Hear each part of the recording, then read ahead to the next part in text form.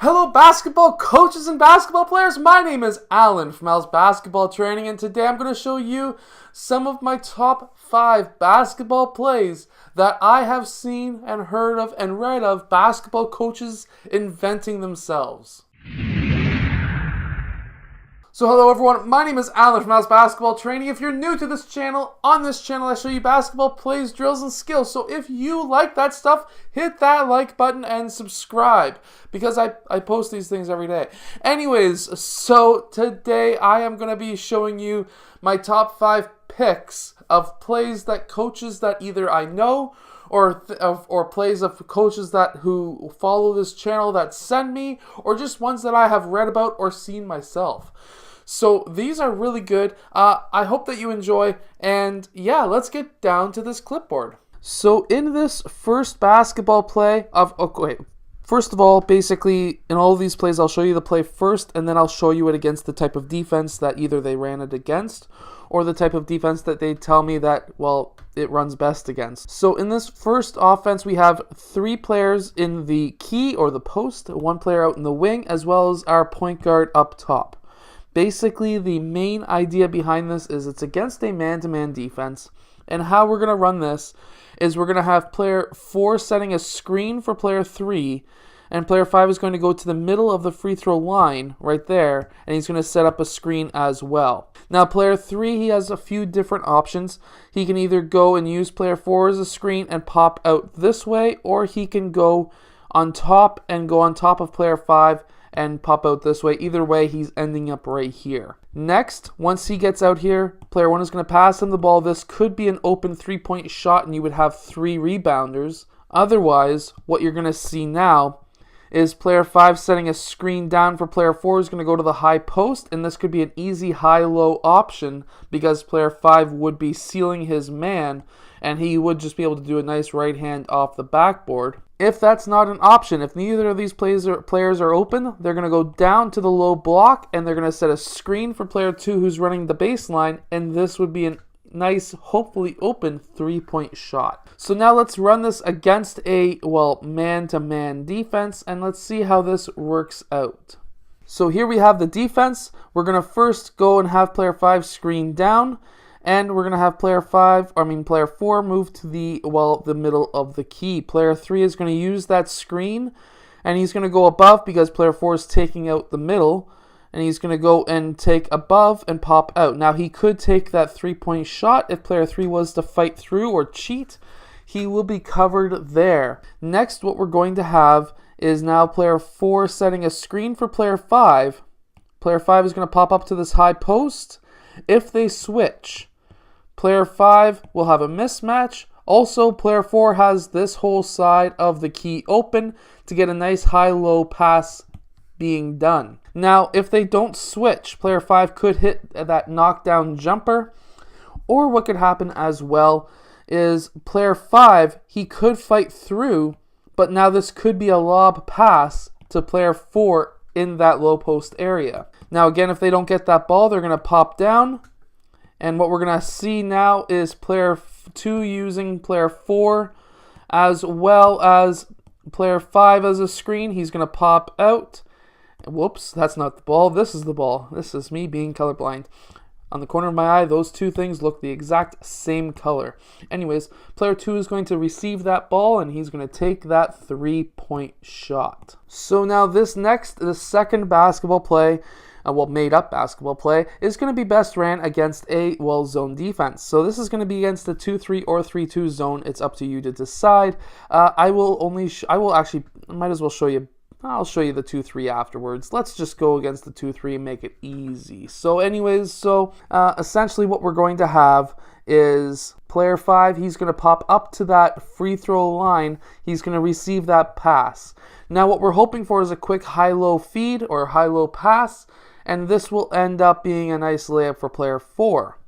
However, let's say player 5 gets the ball and he can't take that shot, and player 4 is being covered. What we want is now player 3, he's going to go, if it's a 2-3, he's going to set a screen on this player. If not, if it's a 3-2, player 3 is going to set a screen on this player, depending on what it is.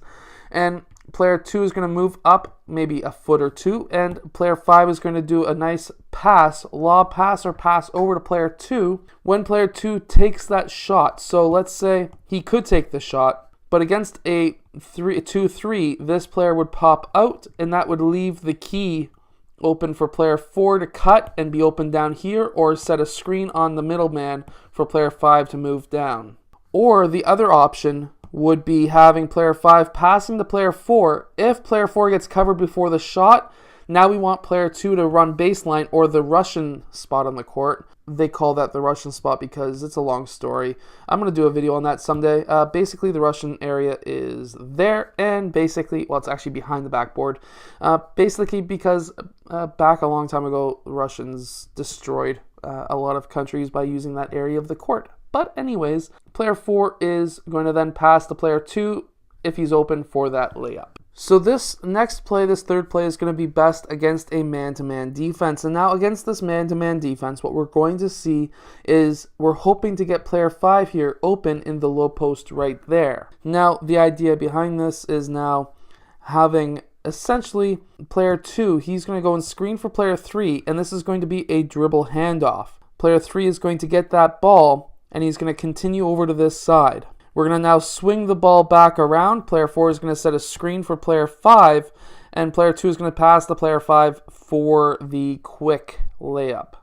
Player 5 could also get the ball. If there's a switch, then player 5 could pass to player 4 for the layup as well. Now let's see this against a man-to-man defense and see, well, how this works. So we're going to have, at first, player 3 setting a screen for player 2, who's going to use that screen. And we're going to have then a dribble handoff between players, well, let's say they didn't switch, between players 1 and 2. Player 2 is going to get that ball, and player 1 is going to pop back out. Player 2 is then going to pass to player 1, and, well, any of these could have been a 3-point shot at any time.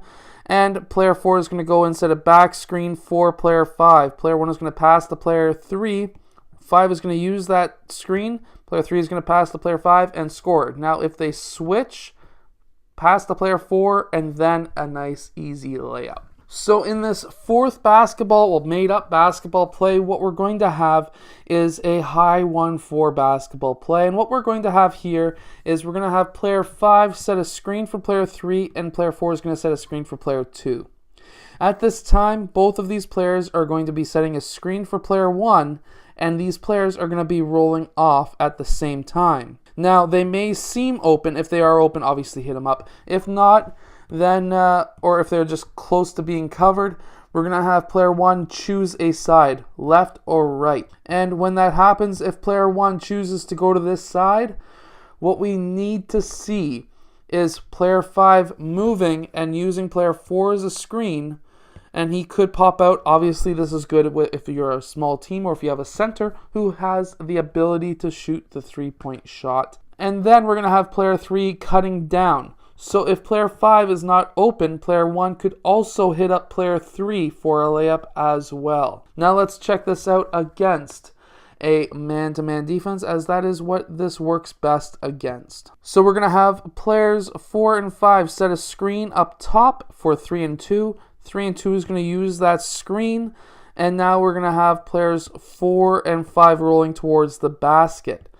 So if there was a switch or anything, they could be open for a lob pass. If not, what we're going to have is player 1 popping out to this side. If these players are covered, then most likely what we're going to have now is player 4 using player 5 as a screen. If he's open, hit him up. If not, then what we're going to have is player 3 cutting down the middle, and he should be open down the middle of the key for the nice, easy layup. And now in our fifth play, this is the most craziest play, in my opinion, because there's no formation at all for this. This is just craziness. This is an inbounds play ran as a play. So actually, that would be interesting. I might just do a video on inbounds plays and see if they work in actual real game situations. That would be interesting. I might just do that. Anyways, so that was just a quick thought off the top of my head. So anyways, so here it is. So we're going to have essentially player 3 If his man is playing up top or underneath, then he's going to be going over top using each one of these 3 players as a screen. If the player is playing on top, which is, I would doubt that ever happens, he's going to use each one of these players as a screen, and he's going to pop out to this corner for a 3-point shot. This can also be ran with this player as well, going the opposite way. Now, if he goes underneath and his player is obviously going to get caught, well, he's going to be open for either a layup or a 3-point shot. So one or the other. Anyways, if he goes over top, this version actually goes longer.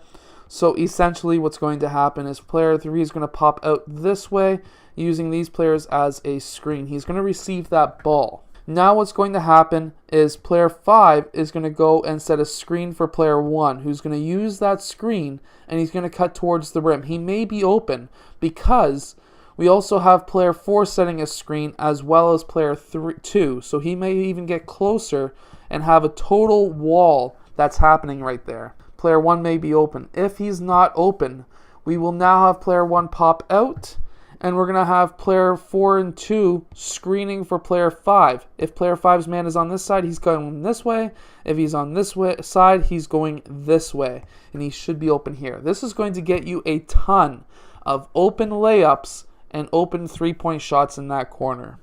Now let's run it against the defense and see how it's going to work. So again, this is against a man-to-man defense, and what we're going to have is we're going to have player 3 go the top route. Now he's going to get that ball. Let's say player 3 fights through slowly but gets to him before he can take that 3-point shot. Next, what we're going to have is player 2 and 5 coming together, and player 4 is setting a screen for player 1. What's going to happen now is player 1 is going to use that screen, and we will now have player 1 possibly open, cutting towards the rim. This could also be a lob pass to him as well if he's open. And then let's say player 1 fights through. Player 1 will then pop out. Let's say he wasn't open. What we're going to have now is player 5 and 2 setting a screen here. And we're going to most likely have player 4 open for a lob pass cutting towards that rim. Anyways, I hope that you have enjoyed today's plays. If you have, hit that like button and subscribe. And I got to show you this. This is really cool. Let's go back down to the clipboard. That is my new car. I just bought that. I'm so excited. I'm getting it in a few days, and the video of me getting that is going to be on my gaming channel, the Armchair Athlete. So if you want to see me drive that thing for the first time, go check out that channel. It's a 2016 Mustang GT. It's got 435 horsepower. It's got a cold air intake that is supposed to add roughly an extra 30 plus horsepower, so it's quick. I can't wait. I have only driven standard once in my life. And, actually technically 3 times, but it was once. It was my cousin's car. I stalled it a half a dozen times, but my last time driving it gave me confidence enough to buy that. So, yeah, I can't wait. I really can't wait. And thank you, everybody, for, supporting me over the last few years to allow this to happen. Anyways, I'll see you guys again tomorrow because I do post new videos every single day. Basketball players, are you looking to jump higher? If you are, there's a book in the description called the Jump Training Book that is going to help you just like it has helped many other players. Hello, so if you have liked this video, click over here to subscribe, or maybe over here, depending on which side I put it on. I don't know yet. Anyways, also the opposite direction or the opposite side is another video you may like. So I hope to see you again in one of those next videos. Yeah.